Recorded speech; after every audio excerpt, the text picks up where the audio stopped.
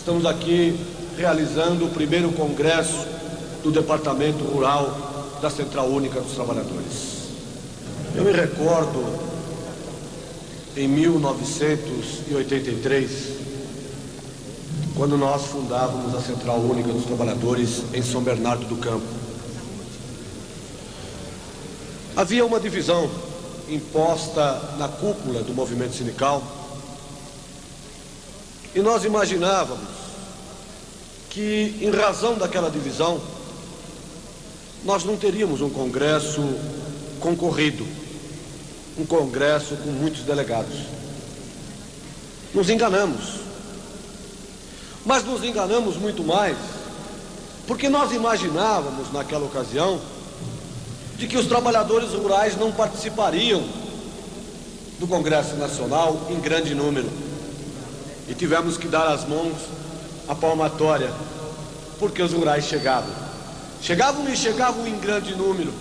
Chegavam e chegavam festejando. Chegavam e chegavam aguerridos como nenhum outro trabalhador chegava no nosso congresso. Depois estivemos juntos no Rio de Janeiro. E já tinha mais rurais do que no primeiro congresso. Depois fomos também no último congresso a Belo Horizonte. E outra vez estavam os rurais presentes em grande número, fazendo mais de 1/3 do congresso, dando mais uma vez demonstração de que havia disposição, de que havia compreensão da necessidade da luta unificada entre os trabalhadores da cidade e os trabalhadores do campo.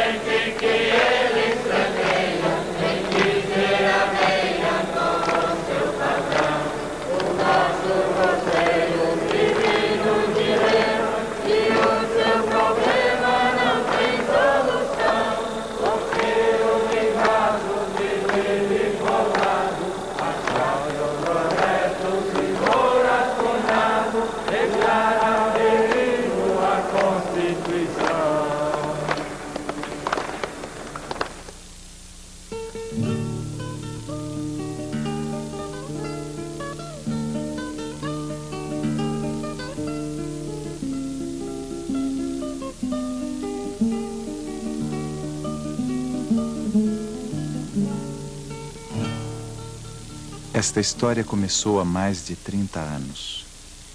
Na década de 50, trabalhadores organizados em associações e sindicatos já lutavam pelos seus direitos e pela reforma agrária. O golpe militar de 1964 interrompeu o crescimento das lutas e da organização dos trabalhadores no campo. Interrompeu usando a força e disseminando o medo. Muitos dirigentes sindicais foram afastados, perseguidos e mortos. É o que nos conta José Virgínio, líder das Ligas Camponesas de Pernambuco. Eu produzi aqui nesse sítio, onde estou, meio caminhão de mercadoria por semana. O exército pegou, tirou eu aqui, meteu na cadeia, cegou-me um oi, deu uma pancada, eu perdi o ouvido, outra pancada, eu perdi o coração, Passei 6 anos na grade da cadeia. O que foi que eu constituí na grade da cadeia para a nação? Tomaram um relógio, um cinturão, 50 conto em dinheiro, um jipe, o exército tomou. O cangaço está lá na detalhe da prefeitura de Vitória, lá na delegacia, um jipe meu, não me entregou mais. Isso é tipo de revolução, pegado de um homem lascado com nem eu, fiquei meus filhos todos morrendo de fome aí, e o exército tomou um carrinho que eu tiro, tomar os documentos, tomou tudo, acabar ficou com ele. Que vantagem foi o exército fazer uma desgraça dessa comigo? Quem tirou vantagem do regime militar que se instaurou no Brasil? Pergunta José Virgínio.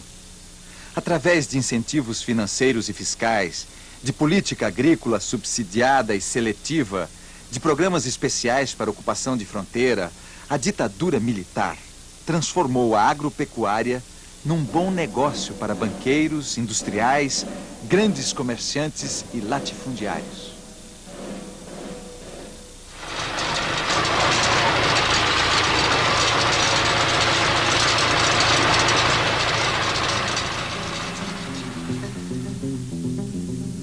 Os empresários beneficiaram-se dos preços do mercado internacional e o Brasil preparava-se para ser o celeiro do mundo.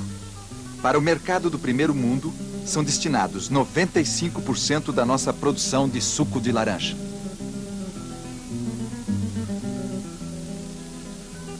A exportação tornou-se uma galinha dos ovos de ouro. Junto ao governo, lobbies asseguravam privilégios como isenções fiscais, subsídios e, em algumas circunstâncias, taxa cambial favorável. Ao mesmo tempo em que se produz para exportar, cresce a importação de alimentos básicos. Enquanto a fome aqui se alastra, parte de nosso farelo de soja é transformado em alimento para o gado europeu. Significativo volume de recursos foram destinados à especialização da produção para o mercado interno. Porém, esses produtos só chegam às mesas de uma restrita faixa de consumidores. A modernização não levou em conta as necessidades básicas dos trabalhadores. O leite produzido é destinado à fabricação de cremes e iogurtes, cujo preço é inacessível à maioria da população. Os estímulos do governo propiciaram a incorporação de novas tecnologias em um setor da agricultura. Porém, muitos projetos funcionaram como vitrine para garantir o acesso a recursos públicos que, na verdade, eram aplicados em outros negócios privados. Possuindo grandes extensões de terra, grupos nacionais e multinacionais passam a controlar a produção e a comercialização da borracha, da castanha e a transformar florestas em pastagens. Apropriam-se das madeiras nobres. Exploram os garimpos sem nenhum controle, sem nenhuma fiscalização.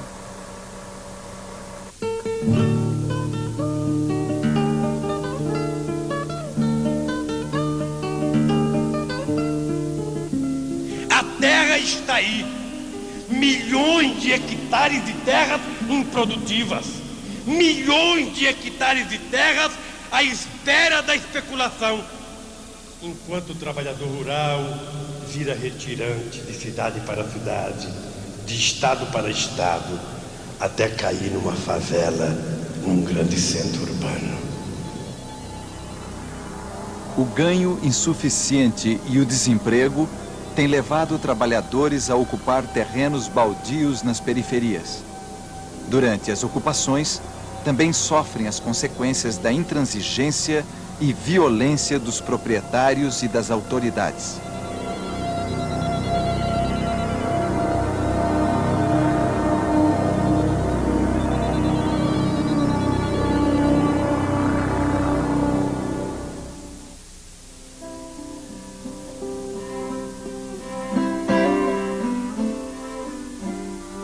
O desenvolvimento da agricultura alterou o mercado de trabalho, diferenciou e segmentou os trabalhadores, consolidando os assalariados rurais.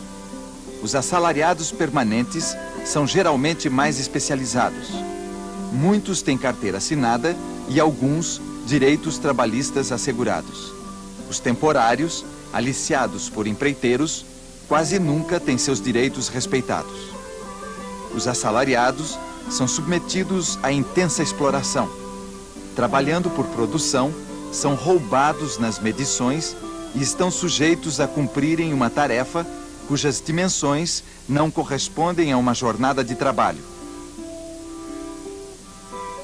São frequentes as denúncias das péssimas condições de trabalho.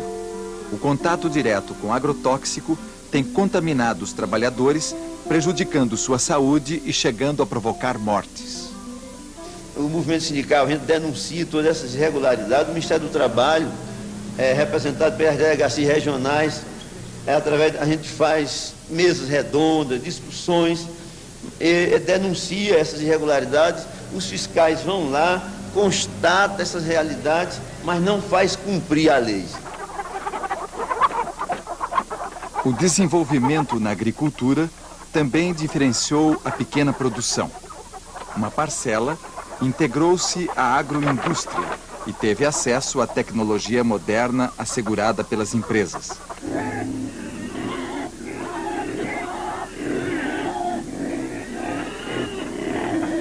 Perdendo o controle sobre o processo produtivo, os integrados ficam submetidos a rígidos contratos, onde as empresas determinam as formas de produzir, os preços e as condições de pagamento. Se você está iniciando, a pessoa que vai começar a iniciar o plantio do fumo, eles dão todas as vantagens. Eles te fornecem toda a infraestrutura para você construir estufa, para construir galpão, e dão esse dinheiro, esse valor, liberado para pagar em 3 anos, em 4 anos, sem juros. Eles dão o capital e você não paga o juro. E a maior arma deles é a comercialização garantida. Eles, independente do tipo de fumo, a qualidade do fumo que você produzir, eles garantem que compram todo o fumo. Mas aí tem desses 3 pontos. Primeiro, o juro que eles prometem pagar, eles tiram na safra. Você pode produzir um fumo de excepcional qualidade, mas você nunca consegue alcançar, em média, um preço que ultrapasse 60% do valor do fumo mais caro. Então, o que significa? Uma porque o plantador não tem a possibilidade de acompanhar o fumo, ele simplesmente enfarda o fumo, prepara o seu fumo e leva na indústria, ele simplesmente faz o que querem com ele. Segundo passo, com relação à infraestrutura, ela é feita de tal maneira, as estufas e os galpões a gente é obrigado a construí-los de tal maneira que eles sirvam somente para o plantio do fumo. Nós não temos a possibilidade depois de arrancar uma estufa ou de modificar um galpão, porque eles são planejados e nós somos obrigados a fazer tal ponto que não tem como reaproveitar. E assim são muitos outros pontos. Um expressivo número de pequenos agricultores não integrados se especializou. Para obter crédito, assistência técnica e insumos, vinculam-se às cooperativas, onde são socializados os prejuízos em momentos de crise. Porém, sem acesso às decisões das cooperativas dirigidas pelos grandes produtores, ficam endividados e sujeitos a perder a terra. Outros pequenos produtores não têm acesso à tecnologia. Sem qualquer apoio oficial, produzem em precárias condições. A gente sofre vários problemas lá na agricultura que não tem, um financiamento, não tem subsídio, não tem, nada de um atendimento da parte do governo. Tem sim a parte que quando a gente colheu, entrega lá por um preço mínimo, de miséria lá. Depois, quando está na mão deles, daí sim que tem preço, mas antes disso nunca tem preço a nossa produção. Há também pequenos produtores que produzem basicamente para subsistência. Parceiros e arrendatários estão sujeitos às condições impostas pelos proprietários das terras, enquanto que pequenos proprietários e poceiros dependem dos recursos dos grandes comerciantes locais. A escassez de terra, as dificuldades encontradas para a produção, a exploração pelos comerciantes locais, o descaso dos governos, são fatores responsáveis por seu empobrecimento.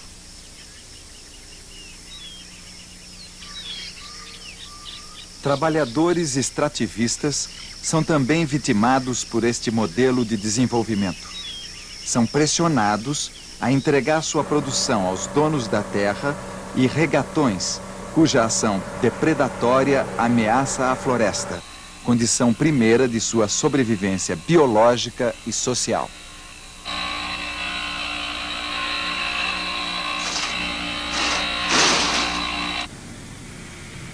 As terras dos índios também estão ameaçadas pelos madeireiros e mineradores. Culturas inteiras têm sido dizimadas.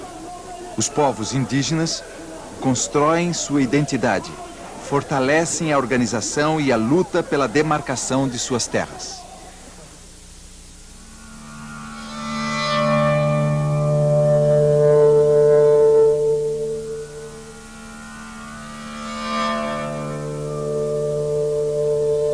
Excluídos das vantagens do desenvolvimento econômico, os rurais retomaram velhas bandeiras e, ao mesmo tempo, renovaram o sentido de suas lutas.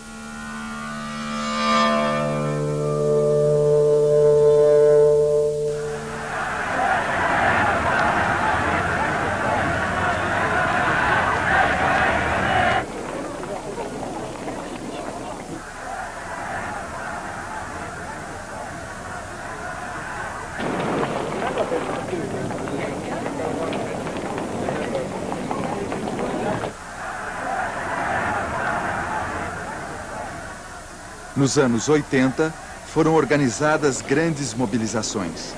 A luta dos rurais pela reforma agrária chegou às grandes cidades, falou à sociedade. Isso aí é uma forma pacífica de nós mostrar ao governo que o povo gaúcho não está contente e que saia a reforma agrária rápida.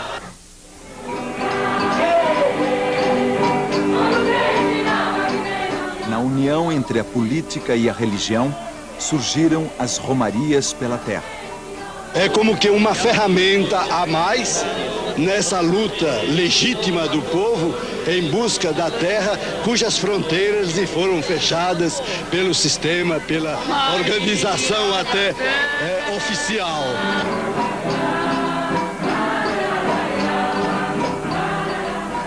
Agências bancárias foram bloqueadas pelos pequenos produtores em protesto à política agrícola. Nestas mobilizações, reivindicam a implantação de uma política agrícola diferenciada. Dessas lutas, surgem novas propostas organizativas. Os principais problemas colocados na pequena produção é a falta de capacidade que existe hoje de garantir a organização da produção e da comercialização. Infelizmente, nós não temos hoje uma política agrícola que garanta a participação dos pequenos produtores nas suas formas organizadas, através do sindicato, na organização da produção e da comercialização. E nós discutimos profundamente isso e estamos entendendo que está na hora de nós organizarmos isso através das associações de produtores, através da tomada das cooperativas, que basicamente são cooperativas de pequenos produtores, só que são dirigidas por grandes latifundiários, ligados inclusive à UDR, e que levam a linha da cooperativa para esse lado. Os patrões inovam para defender seus interesses. Sindicatos e cooperativas patronais organizam mobilizações, procurando cooptar os pequenos produtores, escondendo as diferenças e falando em nome de todos os produtores rurais. E são duas máquinas ao mesmo tempo, quer dizer, enquanto você prepara a sua máquina, fazendo assembleia, fazendo encontro, trabalhando em busca de buscar mais trabalhador para trazer para essa luta, a classe patronal também não está parada. Eles têm todo um mecanismo, eles têm todo um meio de organização muito mais fácil do que a da gente. Eles têm telefone, eles têm carro, eles têm o governo do lado deles, eles têm a própria polícia do lado deles. Quer dizer, tá tudo, a gente acaba ficando sozinho de um outro lado com essa dificuldade. O avanço da organização dos rurais provocou a reação articulada dos latifundiários e empresários. Surge a UDR para liderar a luta contra a reforma agrária. É o mascote da UDR que estamos lembrando agora. Anos de pagamento sem juros e sem correção monetária.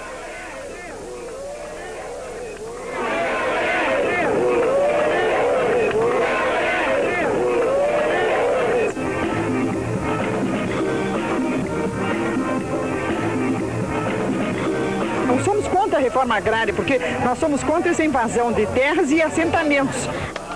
Você é a classe operária.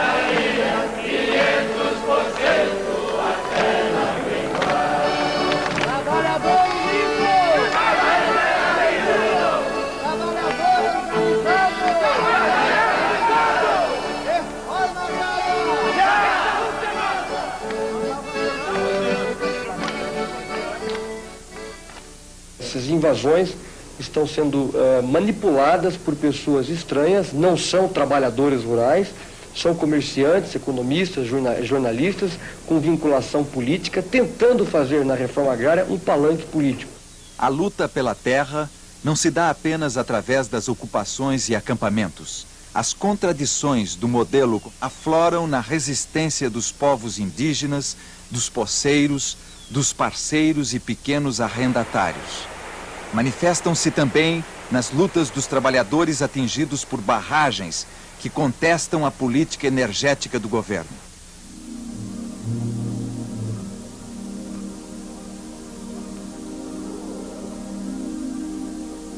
A luta pela terra exigiu dos rurais novas formas de organização.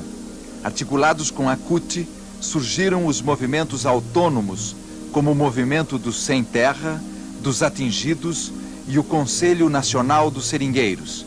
Este, fruto dos empates, símbolo da reação contra o desmatamento indiscriminado da floresta. Mas naquele dia o senhor disse que ia parar enquanto o homem não chegasse, o senhor parava com o desmatamento e foi só nós dar as costas, o senhor invadiu lá que tem desmatamento lá para nós, todos nós vimos. Mas não tem só eu para derrubar nada. Não vai derrubar mais um hectare do nada aqui, tá? Aqui dentro. E você tira uma licença para derrubar 40 hectares, você derruba 100.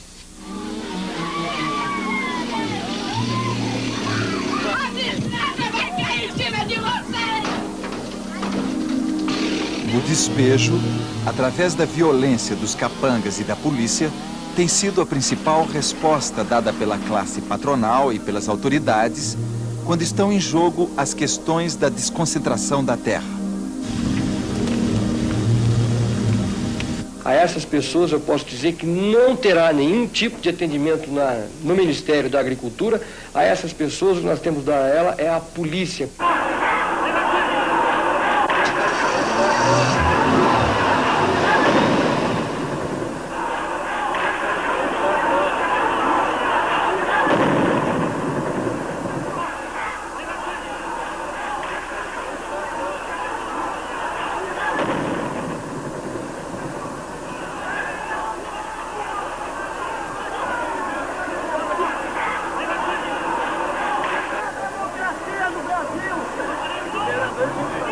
A gente sendo farta das coisas, sem serviço, sem nada. Tem hora que a gente tem vontade de trabalhar, mas arruma um servicinho, 2, 3 dias, depois não acha mais, porque arranca mandioca. Não tem, então a gente fica pensando. As crianças devem um dia ter vontade de comer qualquer coisa. Um doce a gente não pode comprar. Por vezes, de pão, os rurais né? são lembrados em campanhas de caridade, nas quais só a natureza é responsabilizada pela miséria. Há 70 dias não chove no Paraná. Mais de 500 mil boias-frias já estão passando fome no interior do estado. Vamos arrecadar alimentos para reduzir o sofrimento dos boias-frias. Com a seca implacável, eles não encontram trabalho. A seca, ela vem beneficiando os grandes latifundiários, quando as obras feitas pelos programas das frentes de emergência implantadas pelo governo, essas obras vêm sendo, na maioria, feitas nas grandes propriedades, beneficiando os latifundiários, como também o clientelismo político, porque os grandes proprietários políticos se beneficiam na questão do voto, no momento em que seleciona e cadastra os trabalhadores que vão se integrar nas frentes de trabalho. Os empresários que atuam na área rural não são nem um pouco diferentes dos empresários que atuam na área urbana. Mas na área rural, nós sabemos que nem um pouco das leis trabalhistas são respeitadas.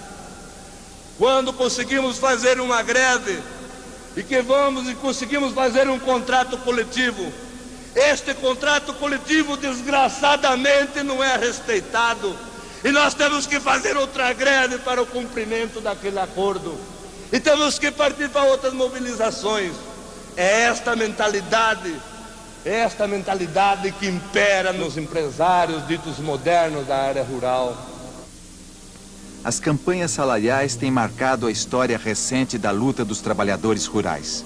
As greves, os paradeiros e as denúncias de irregularidades trabalhistas têm resultado em conquistas. Os patrões, para evitá-las, contratam milícias privadas. O governo coloca tropas de choque para garantir os privilégios dos empresários.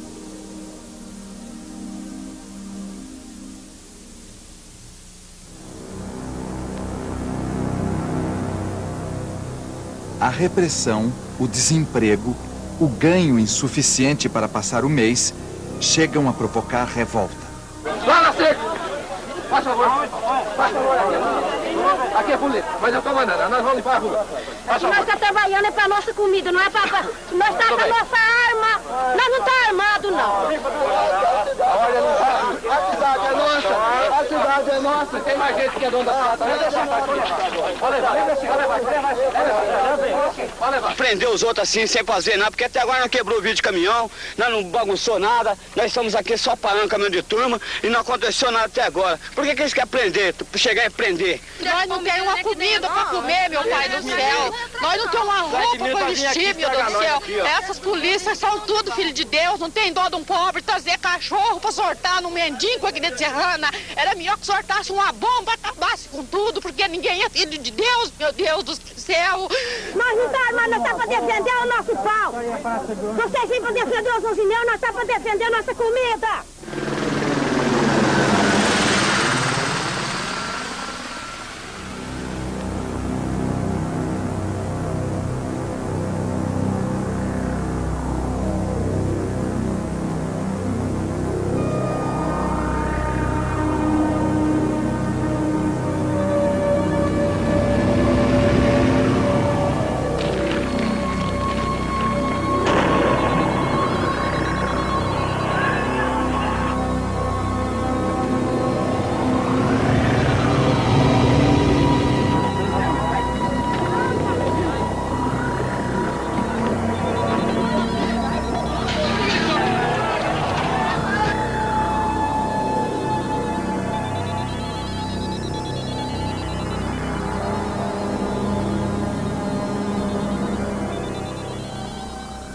A questão dos assalariados assumimos como prioridade imediata uma ampla campanha pelo cumprimento dos acordos e convenções coletivas de trabalho e na perspectiva de deflagração de greve pelo cumprimento e não ficar apenas no aspecto jurídico de recorrer à justiça do trabalho, mas também ir para a pressão e para o confronto através da luta organizada como classe. Nós estamos para defender o nosso pau. Vocês vêm para defender os 11 mil, nós estamos para defender a nossa comida.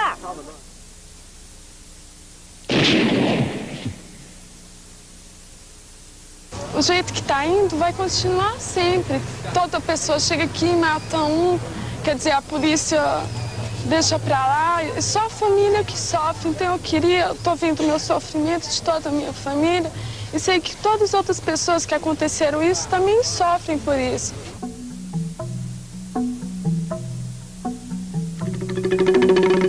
Isso é uma estratégia deles, matar a liderança, porque a liderança é a que lidera os trabalhadores, é a que conscientiza os trabalhadores, que faz a formação dos trabalhadores. Então eles sabem que esse elemento que lidera tem que ser eliminado. A prepotência de Alagoa Grande, porque aqui eu não conheço, estão oprimindo a diretoria do Sindicato dos Trabalhadores Rurais de Alagoa Grande. Ainda sexta-feira recebemos uma agressão.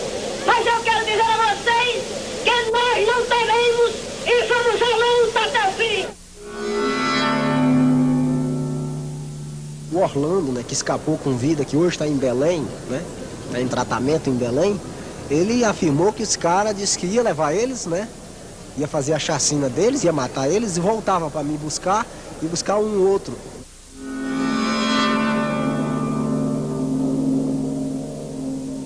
Não resta a menor dúvida que nessa luta aí, a gente está convencido de que mais hoje ou mais amanhã, algum companheiro vai perder a vida, alguém vai derramar sangue, porque nós estamos lutando contra um poderio econômico, o poder do latifúndio, num país do latifúndio, porque em vista de estar diante de um poderio desse, nós estamos até fortes Estamos avançando muito. Enquanto o latifúndio quer guerra! Enquanto o latifúndio quer guerra!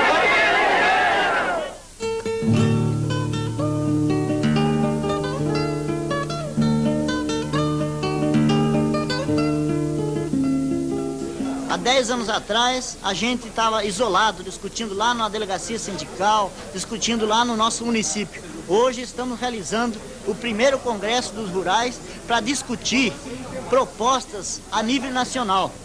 E eu considero que esse congresso vai tirar, por exemplo, o nosso análise de conjuntura no congresso tem mostrado com muita clareza que há 2 projetos políticos para a agricultura brasileira. Que há um projeto oficial que a gente tem observado que tem como objetivo o empobrecimento da maioria dos camponeses e a concentração de renda, a concentração da terra, a concentração da comercialização da produção em mão de poucos. Esse é um projeto que está aí no dia a dia. E nós, enquanto movimento sindical cultista, estamos discutindo um outro projeto. Agora, precisamos ter consciência de que esses projetos vão continuar se confrontando na luta do dia a dia. Nenhum fazendeiro vai fazer reforma agrária, nenhum latifundiário vai fazer reforma agrária, nenhum grande usineiro vai fazer reforma agrária. A reforma agrária será feita o dia que a classe trabalhadora brasileira do campo e da cidade tomarem consciência de que ela tem que ser obra da própria organização e da disposição de luta da maioria do povo brasileiro. A reforma agrária não é uma coisa do camponês, é uma coisa do estudante, é uma coisa do médico, é uma coisa do metalúrgico, é uma coisa do bancário, é uma coisa de todo o conjunto da classe trabalhadora.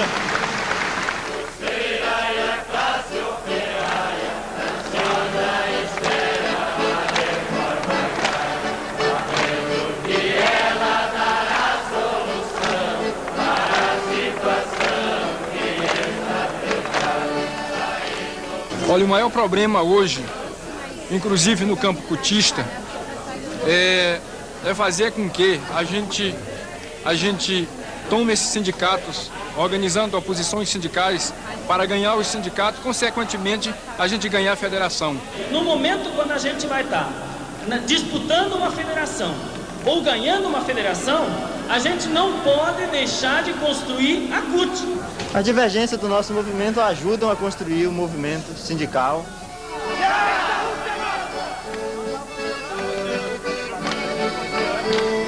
Sem transformar a questão finança do movimento sindical no campo numa questão política e que essa discussão seja travada a nível de direção e a nível de base, a gente entende que sem isso não vai ser possível, né?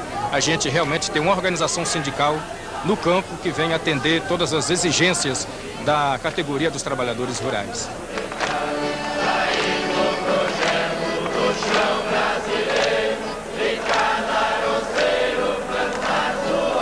Nossos companheiros dirigentes sindicais não estão conseguindo discutir com a base do sindicato aquilo que é discutido nas direções.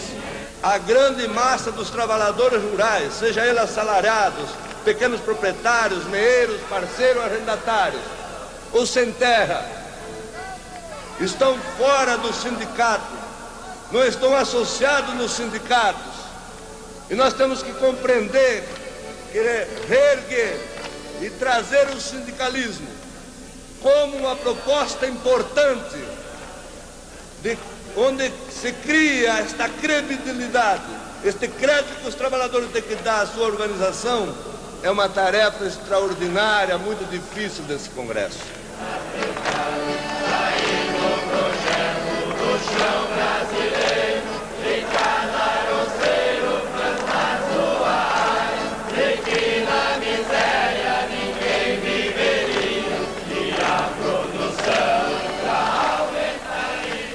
E nós, por exemplo, que trabalhamos na roça, eu acho que é importante a gente pega, planta uma semente e a gente nem sabe se vai nascer essa semente, mas a gente tem a esperança que ela vai nascer e ela vai, claro que ela vai passar por um monte de dificuldade, mas ela vai produzir frutos. Eu acho que nós estamos aqui hoje plantando ou replantando não sei como é que seria isso daí, mas no final de contas nós estamos plantando alguma coisa que realmente vai dar fruto para nós trabalhadores e que vai dar fruto para o fortalecimento da central sindical, né, que é o que a gente está construindo aí.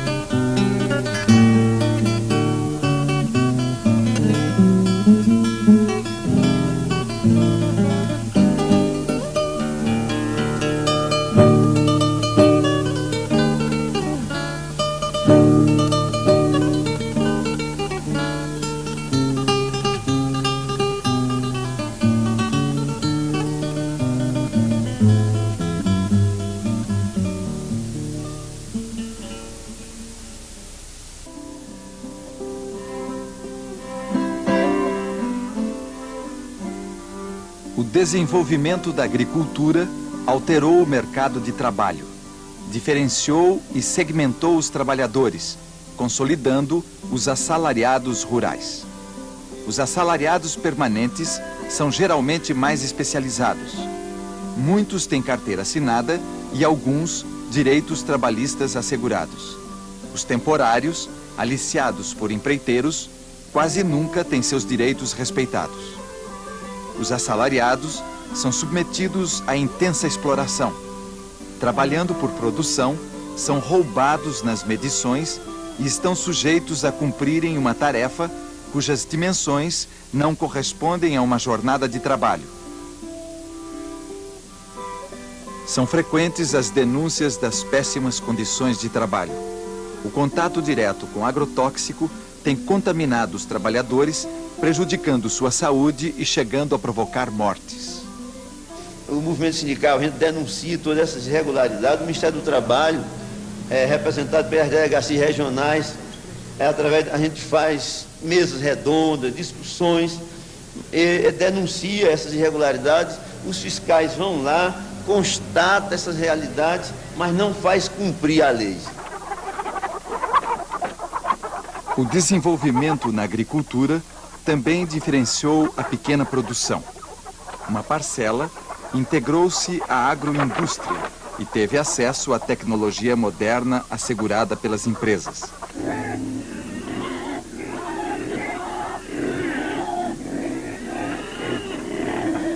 Perdendo o controle sobre o processo produtivo, os integrados ficam submetidos a rígidos contratos, onde as empresas determinam as formas de produzir, os preços e as condições de pagamento.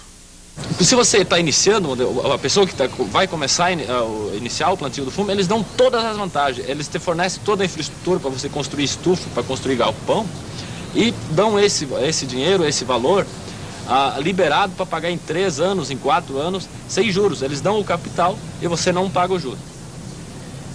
E a maior arma deles é a comercialização garantida. Eles, independente do tipo de fumo, a qualidade do fumo que você produzir, eles garantem que compram todo o fumo. Mas aí tem desses 3 pontos. Primeiro, o juro que eles prometem pagar, eles tiram na safra. Você pode produzir um fumo de excepcional qualidade, mas você nunca consegue alcançar, em média, um preço que ultrapasse 60% do valor do fumo mais caro. Então, o que significa? Uma porque o plantador não tem a possibilidade de acompanhar o fumo, ele simplesmente... E segmentou os trabalhadores, consolidando os assalariados rurais. Os assalariados permanentes são geralmente mais especializados. Muitos têm carteira assinada e alguns direitos trabalhistas assegurados. Os temporários, aliciados por empreiteiros, quase nunca têm seus direitos respeitados. Os assalariados são submetidos à intensa exploração. Trabalhando por produção, são roubados nas medições e estão sujeitos a cumprirem uma tarefa cujas dimensões não correspondem a uma jornada de trabalho. São frequentes as denúncias das péssimas condições de trabalho. O contato direto com agrotóxico tem contaminado os trabalhadores, prejudicando sua saúde e chegando a provocar mortes. O movimento sindical, a gente denuncia todas essas irregularidades. O Ministério do Trabalho, representado pelas delegacias regionais, a gente faz mesas redondas, discussões, denuncia essas irregularidades. Os fiscais vão lá, constata essas realidades, mas não faz cumprir a lei. O desenvolvimento na agricultura também diferenciou a pequena produção. Uma parcela integrou-se à agroindústria e teve acesso à tecnologia moderna assegurada pelas empresas.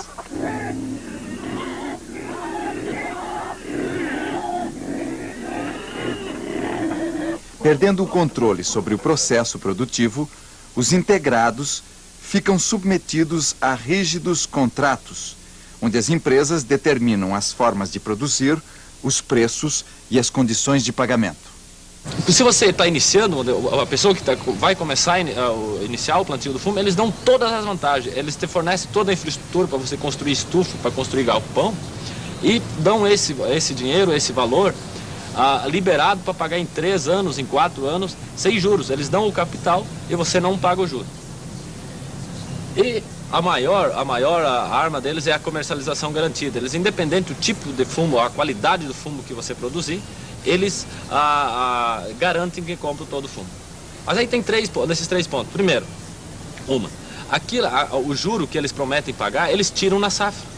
Você pode produzir um fumo de excepcional qualidade, mas você nunca consegue alcançar, em média, um preço que ultrapasse 60% do valor do fumo mais caro. Então, o que significa? Uma porque o plantador não tem a possibilidade de acompanhar o fumo, ele simplesmente enfarda o fumo, prepara o seu fumo e leva na indústria, ele simplesmente faz o que querem com ele. Segundo passo, com relação à infraestrutura, ela é feita de tal maneira, as estufas e os galpões são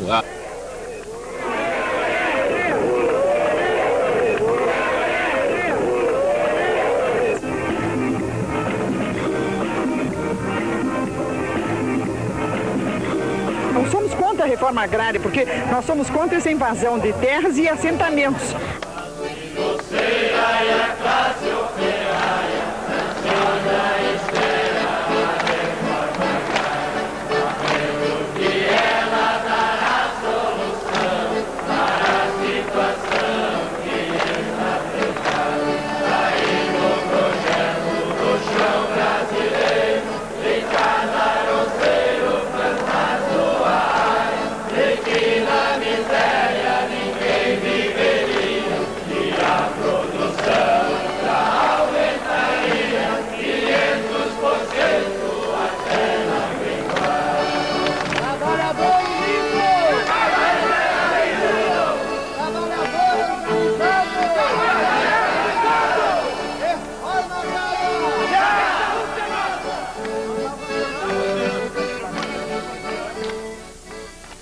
Essas invasões estão sendo manipuladas por pessoas estranhas, não são trabalhadores rurais, são comerciantes, economistas, jornalistas, com vinculação política, tentando fazer na reforma agrária um palanque político. A luta pela terra não se dá apenas através das ocupações e acampamentos. As contradições do modelo afloram na resistência dos povos indígenas, dos poceiros, dos parceiros e pequenos arrendatários. Manifestam-se também nas lutas dos trabalhadores atingidos por barragens que contestam a política energética do governo.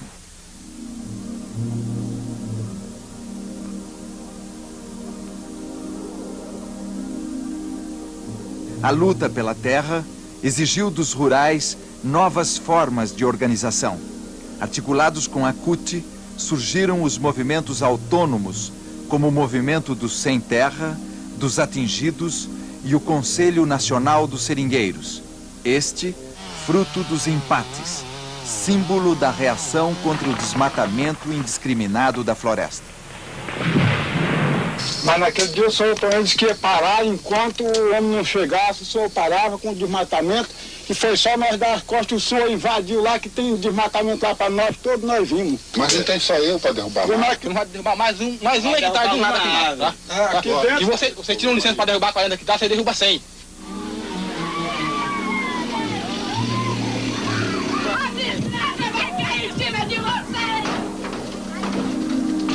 O despejo, através da violência dos capangas e da polícia. A gente faz mesas redondas, discussões, denuncia essas irregularidades, os fiscais vão lá, constatam essas realidades, mas não faz cumprir a lei. O desenvolvimento na agricultura também diferenciou a pequena produção. Uma parcela integrou-se à agroindústria e teve acesso à tecnologia moderna assegurada pelas empresas.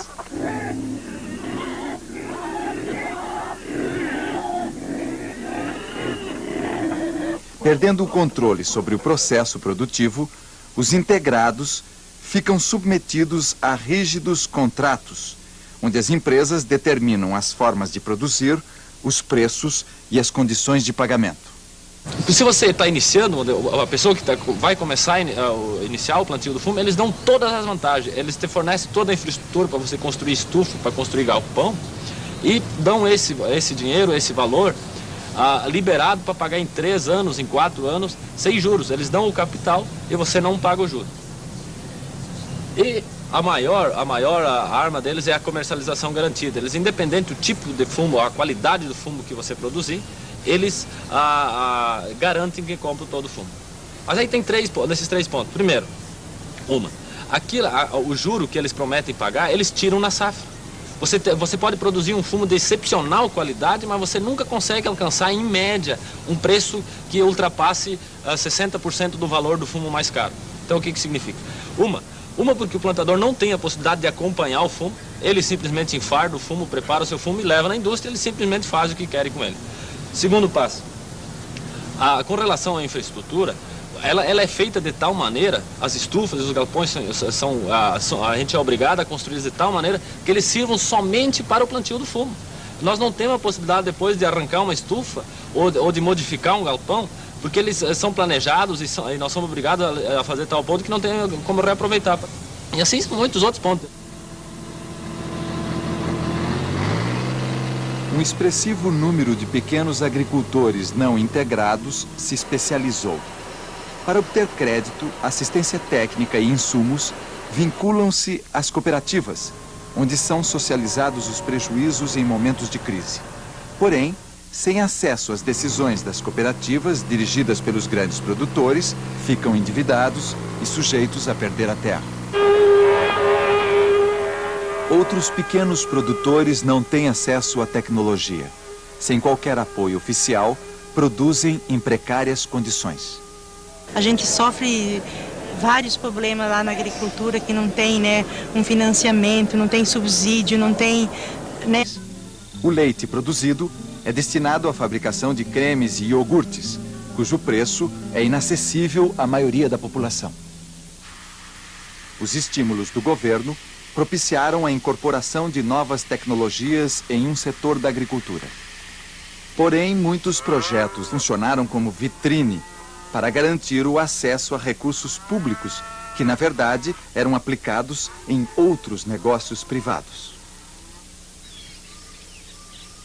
Possuindo grandes extensões de terra, grupos nacionais e multinacionais passam a controlar a produção e a comercialização da borracha, da castanha e a transformar florestas em pastagens. Apropriam-se das madeiras nobres. Exploram os garimpos sem nenhum controle, sem nenhuma fiscalização.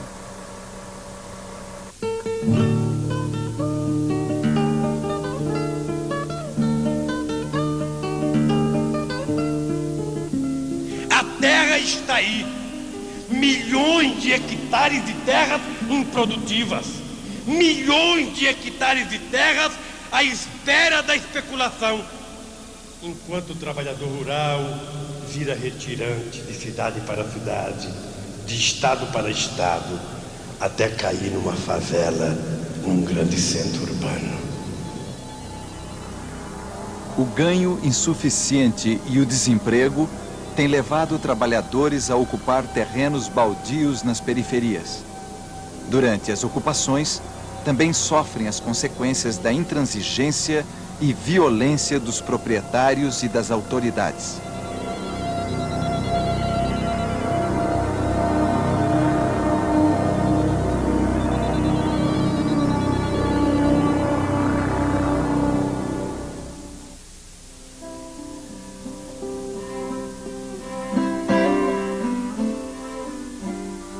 O desenvolvimento da agricultura alterou o mercado de trabalho, diferenciou e segmentou os trabalhadores, consolidando os assalariados rurais. Os assalariados permanentes são geralmente mais especializados. Muitos têm carteira assinada e alguns direitos trabalhistas assegurados. Os temporários, aliciados por empreiteiros, quase nunca têm seus direitos respeitados. Os assalariados são submetidos à intensa exploração.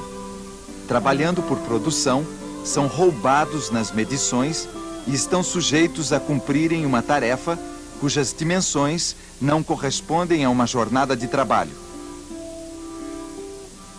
Lagoa Grande, aí na sexta-feira até temos uma agressão, mas eu quero dizer a vocês que nós não teremos e somos violentes até o fim.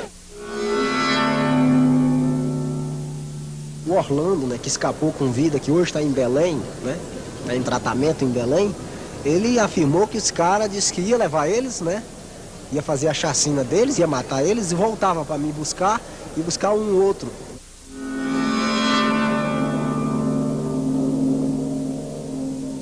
Não resta a menor dúvida que nessa luta aí, a gente está convencido de que mais hoje ou mais amanhã, algum companheiro vai perder a vida, alguém vai derramar sangue, porque nós estamos lutando contra um poderio econômico, o poder do latifúndio, num país do latifúndio, porque em vista a gente estar diante de um poderio desse, nós estamos até fortes, estamos avançando muito. Enquanto o latifúndio quer guerra! Enquanto o latifúndio quer guerra!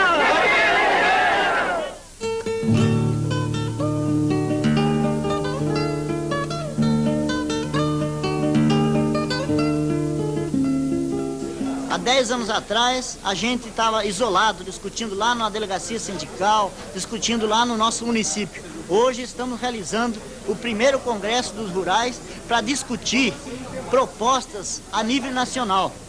E eu considero que esse congresso vai tirar, por exemplo, o nosso análise de conjuntura no congresso tem mostrado com muita clareza que há 2 projetos políticos para a agricultura brasileira. Que há um projeto oficial que a gente tem observado que tem como objetivo o empobrecimento da maioria dos camponeses e a concentração de renda, a concentração da terra, a concentração da comercialização da produção em mão de poucos. Esse é um projeto que está aí no dia a dia. E nós, enquanto movimento sindical cultista, estamos discutindo um outro projeto. Agora, precisamos ter consciência de que esses projetos vão continuar se confrontando na luta do dia a dia. Nenhum fazendeiro vai fazer reforma agrária, nenhum latifundiário vai fazer reforma agrária, nenhum grande usineiro vai fazer reforma agrária. A reforma agrária será feita o dia que a classe trabalhadora brasileira do campo e da cidade tomarem consciência de de que ela tem que ser obra da própria organização e da disposição de luta da maioria do povo brasileiro. A reforma agrária não é uma coisa do camponês, é uma coisa do estudante, é uma coisa do médico, é uma coisa do metalúrgico, é uma coisa do bancário, é uma coisa de todo o conjunto da classe trabalhadora. O ganho insuficiente e o desemprego têm levado trabalhadores a ocupar terrenos baldios nas periferias. Durante as ocupações, também sofrem as consequências da intransigência e violência dos proprietários e das autoridades.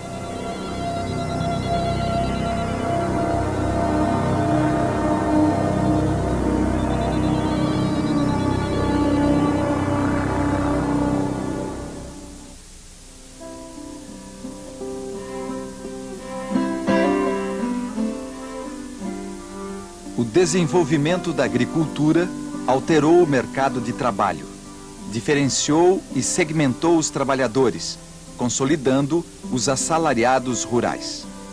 Os assalariados permanentes são geralmente mais especializados. Muitos têm carteira assinada e alguns direitos trabalhistas assegurados. Os temporários, aliciados por empreiteiros, quase nunca têm seus direitos respeitados. Os assalariados são submetidos à intensa exploração. Trabalhando por produção, são roubados nas medições e estão sujeitos a cumprirem uma tarefa cujas dimensões não correspondem a uma jornada de trabalho. São frequentes as denúncias das péssimas condições de trabalho. O contato direto com agrotóxico tem contaminado os trabalhadores, prejudicando sua saúde e chegando a provocar mortes. O movimento sindical, a gente denuncia todas essas irregularidades. O Ministério do Trabalho, representado pelas delegacias regionais, a gente faz mesas redondas, discussões, denuncia essas irregularidades. Os fiscais vão lá, constatam essas realidades, mas não faz cumprir a lei. O desenvolvimento na agricultura também diferenciou a pequena produção. Uma parcela integrou-se à agroindústria e teve acesso à tecnologia moderna assegurada pelas empresas.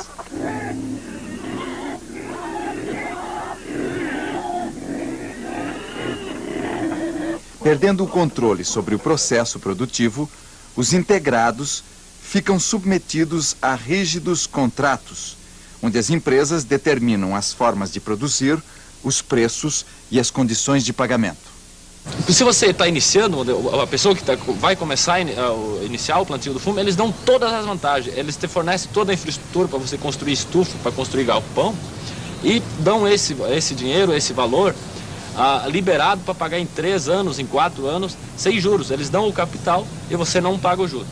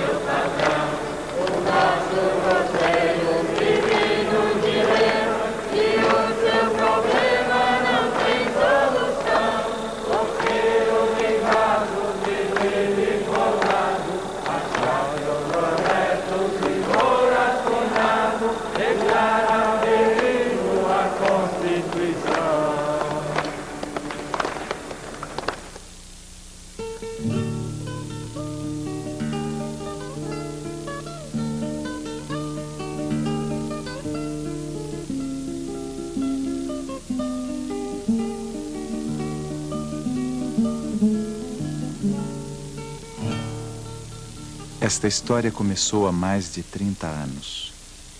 Na década de 50, trabalhadores organizados em associações e sindicatos já lutavam pelos seus direitos e pela reforma agrária. O golpe militar de 1964 interrompeu o crescimento das lutas e da organização dos trabalhadores no campo. Interrompeu usando a força e disseminando o medo. Muitos dirigentes sindicais foram afastados, perseguidos e mortos. É o que nos conta José Virgínio, líder das Ligas Camponesas de Pernambuco. Eu produzi aqui nesse sítio, onde estou, meio caminhão de mercadoria por semana. O exército pegou, tirou eu aqui, meteu na cadeia, cegou-me um oi, deu uma pancada, eu perdi o ouvido, outra pancada, eu perdi o coração. Passei 6 anos na grade da cadeia. O que foi que eu construí na grade da cadeia para a nação? O que significa? Uma porque o plantador não tem a possibilidade de acompanhar o fumo, ele simplesmente enfarda o fumo, prepara o seu fumo e leva na indústria, ele simplesmente faz o que querem com ele. Segundo passo, com relação à infraestrutura, ela é feita de tal maneira, as estufas e os galpões a gente é obrigado a construí-los de tal maneira que eles sirvam somente para o plantio do fumo. Nós não temos a possibilidade depois de arrancar uma estufa ou de modificar um galpão, porque eles são planejados e nós somos obrigados a fazer tal ponto que não tem como reaproveitar. E assim são muitos outros pontos. Um expressivo número de pequenos agricultores não integrados se especializou. Para obter crédito, assistência técnica e insumos, vinculam-se às cooperativas, onde são socializados os prejuízos em momentos de crise. Porém, sem acesso às decisões das cooperativas dirigidas pelos grandes produtores, ficam endividados e sujeitos a perder a terra. Outros pequenos produtores não têm acesso à tecnologia. Sem qualquer apoio oficial, produzem em precárias condições. A gente sofre vários problemas lá na agricultura que não tem, né, um financiamento, não tem subsídio, não tem, né, nada de um atendimento da parte do governo. Tem sim a parte que quando a gente colheu, entrega lá por um preço mínimo, né, de miséria lá. Depois, quando está na mão deles, daí sim que tem preço, mas antes disso nunca tem preço a nossa produção. Há também pequenos produtores que produzem basicamente para subsistência. Parceiros e arrendatários estão sujeitos às condições impostas pelos proprietários das terras, enquanto que pequenos proprietários e poceiros dependem dos recursos dos grandes comerciantes locais. A escassez de terra, as dificuldades encontradas para a produção, a exploração pelos comerciantes locais, o descaso dos governos, são fatores responsáveis por seu empobrecimento.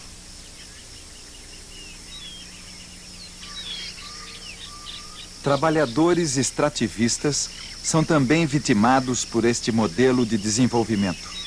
São pressionados a entregar sua produção aos donos da terra e regatões, cuja ação depredatória ameaça a floresta, condição primeira de sua sobrevivência biológica e social.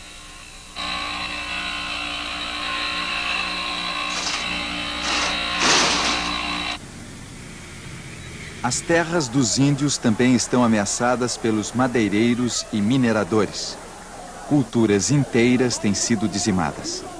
Os povos indígenas constroem sua identidade, fortalecem a organização e a luta